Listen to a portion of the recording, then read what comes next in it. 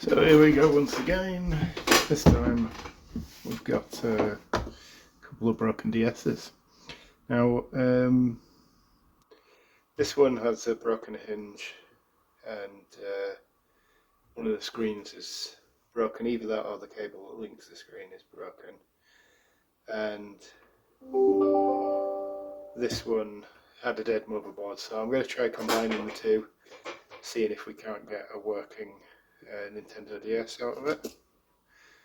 So what I think I'll do first is strip the black DS, take the motherboard out. Probably going to use the buttons from the black DS as well. It'll be the first time I've worked with a DS as well.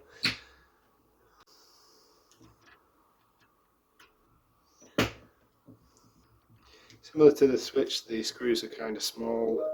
You're going to need both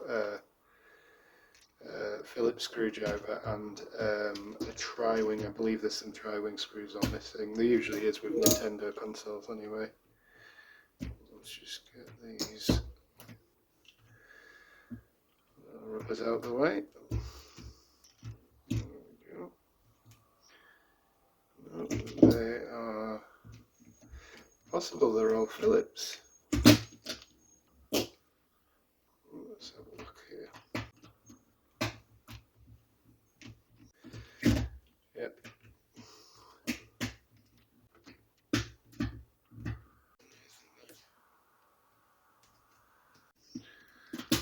There we go.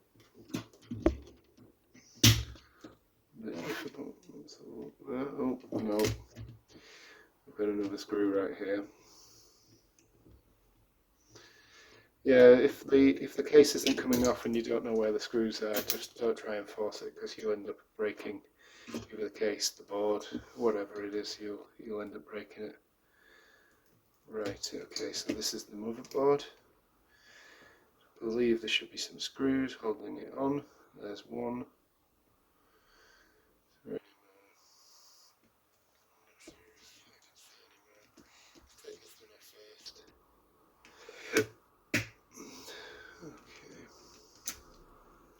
See if we can lift the motherboard now. Yep. Motherboard came away. I'm just going to have to de-link these.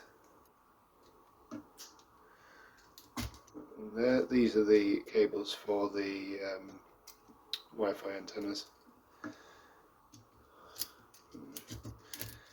can just pull this one under like this, if we can. Do tend to be problematic, these. And technically, I won't be using the top of the black case anyway, so I could just pull the top off of that, but you know, parts can be useful later on down the line, so it's best wherever you can not to damage them. So this is the touch screen. If we just pop this one out here, this is the top screen, so we pop this out here. If we can get it. Okay. Right, so the motherboard's now detached. Let's detach this top screen, and there's another one around the back here, just under the Wi-Fi antenna, so the Wi-Fi board. So I'm just going to pull that up, take that off for now, then we can get in a bit damaged. It's got loads of dots on it where it's been impacted quite severely by people playing, you know, with the stylus. So I'm going to use the white screen because it's in better condition. That is if it works. But I know that this motherboard is a working motherboard, so we shouldn't have any problems with that. And I know that the cartridge slots work on it as well, because they are fully tested. Right, let's just give it a bit of a clean first of all. Just going to spray it down with some contact cleaner and clean it off.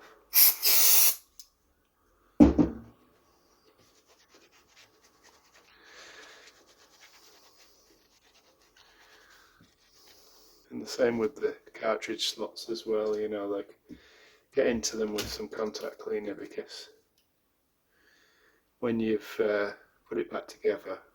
I'm not saying it'd be harder, but it'd be harder to wipe it down, you know, because contact cleaner can leave some residue.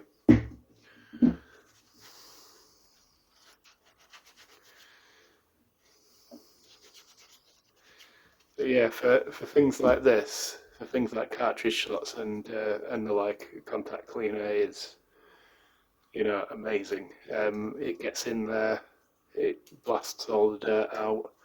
Um, I've used this alone on NESs, and it's brought the cartridge slot back to life. So definitely worth you know, the £3 or £4 that I paid for the bottle.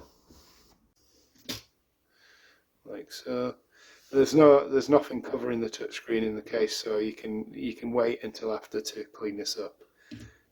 So don't worry about that. Okay. So add those contacts to this. But it should be alright.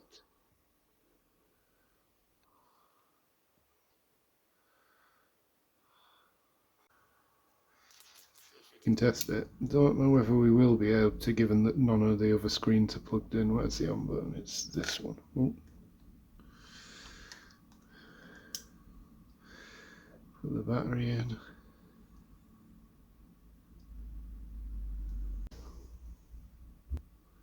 Right, so I stole the battery out of my daughter's DS for this. I did put it on charge with one of the other batteries, so by the time she gets back, she will have a DS to play. So I've set up the screens correctly this time.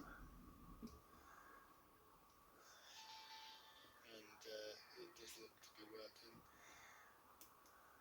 No problem there with this battery is also dying because it never charges it. There we go. So all that's left to do is to put the DS back together. As I said before, I think I'm going to have the black buttons in this DS because I just think it'll look nicer. So here we go. I'm just going to tip them out here. Get them all. Yeah. Get rid of those. I'm going to need those films. Get rid of the white buttons here. Okay, let's have a look here. So, just need to drop the black buttons in. There we go. And put the rubber membrane on top.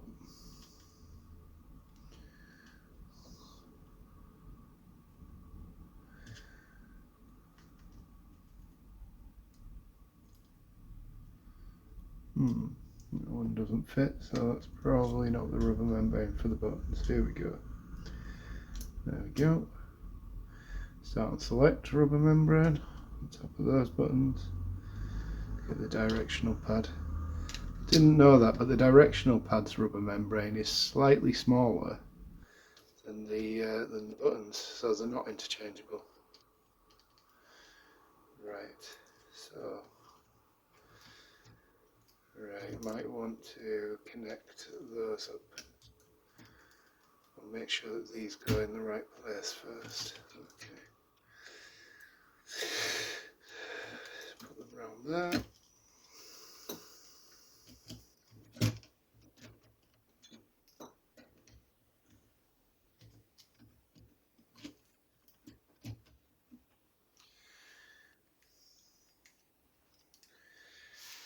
Right, the screen needs to sit in properly for the board to go down properly.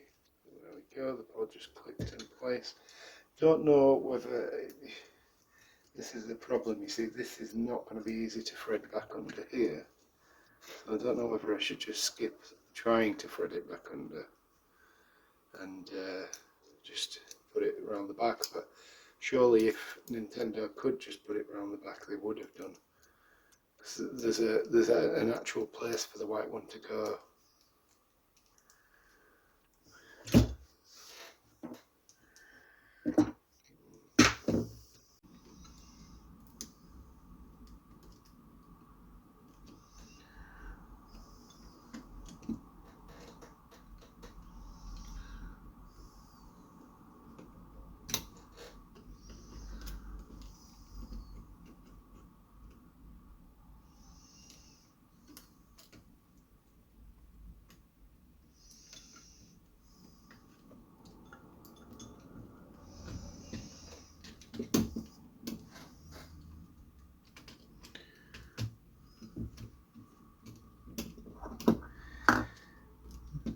again, I think with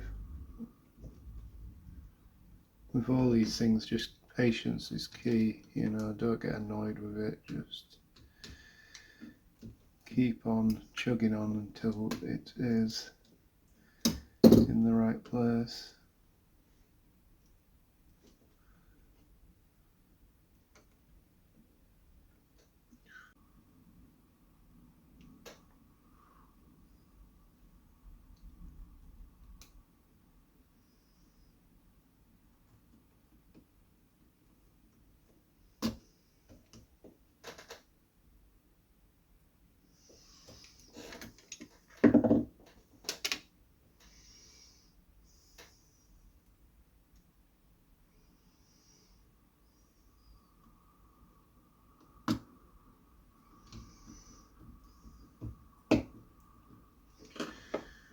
That's the board screwed down. More screws over here. And so, oh, I do like the look of those buttons.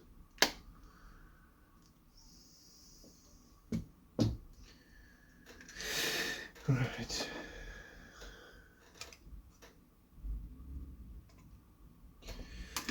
Should probably put the shoulder buttons back. That's one. And this is where we might fall down on that black wire. Maybe, maybe not, we'll see. Take the other one off here. That's fine.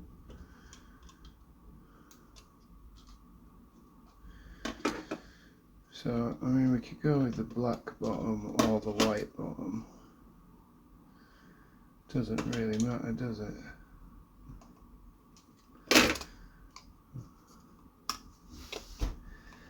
Probably for aesthetic purposes, the white would likely go better.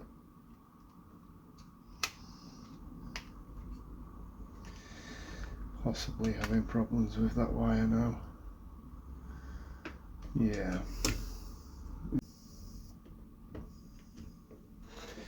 Maybe a better way to do this. Let's try it with some wire.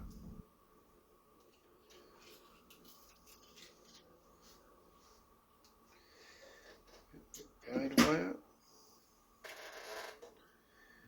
Wrap it around here, like so.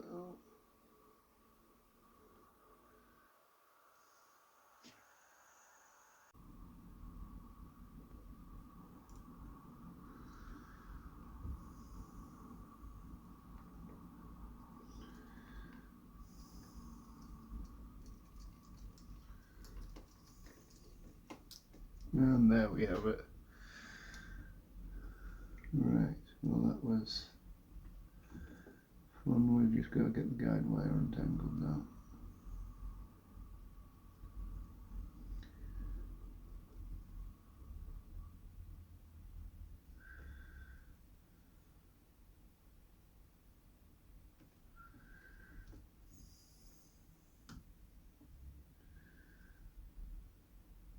There we have it.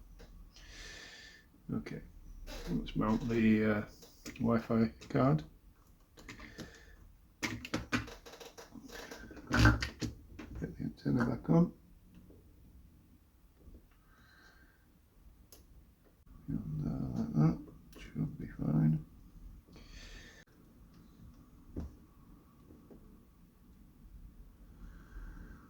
Right.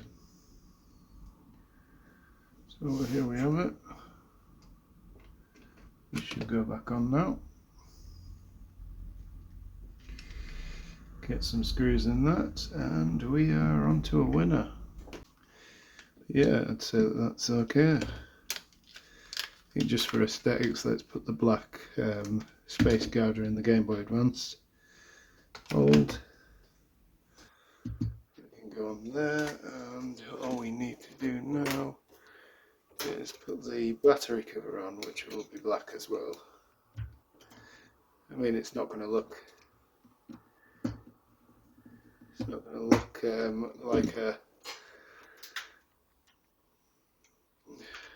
like a DS that's straight from the store or anything like that. You know, it's not going to look like the original, but I think the black buttons on the white look really good.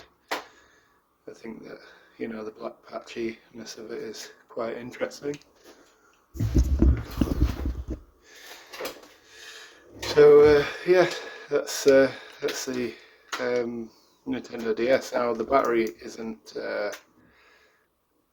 fully charged or anything, but let's try it out. See that it recognises the game cartridge. Get through this. I can change this later. Oh, the battery died before I could get through it all.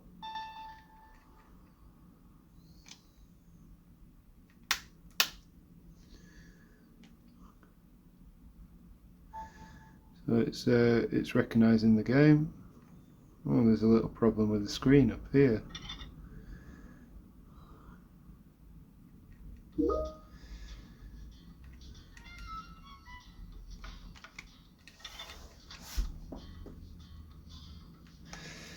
Yeah, it looks like the screen's got a bit of damage on the top there, but I know that the top screen for the other one doesn't work at all, so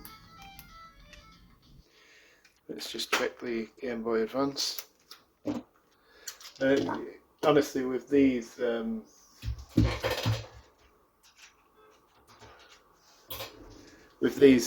machines as well, you know, like it's not really worth changing out that screen at all. I mean, it works nice enough. It was just a Nintendo DS for me to play. What we've ended up with is a fully working DS. I like the way the black buttons look on the white shell. We have that issue with the top corner of the screen, but I don't think it's worth spending any money on, as it's just a little side project, something for me to play. Yeah, so if you have enjoyed the content, please subscribe, like, and hit the notification. Thank you very much for watching.